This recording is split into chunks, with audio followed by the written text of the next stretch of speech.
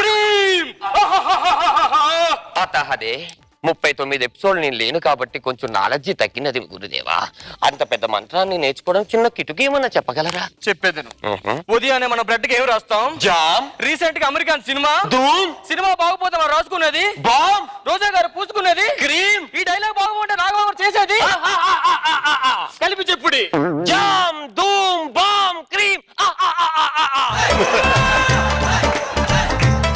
ఎంత అద్భుతమైన మంత్రం మీరు సెలవిచ్చారు గురుదేవా. మీకు ఈ గురు దక్షిణగా ఈ అభక్తుడు ఏమి ఇవ్వగలడు? నేను ఇవ్వగలను.